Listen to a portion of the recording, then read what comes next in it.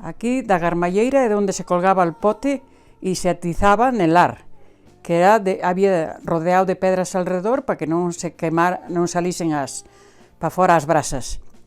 E temos as estrepias aquí que están con a sartén encima, que ten un pie para que non se caese el mango para as brasas.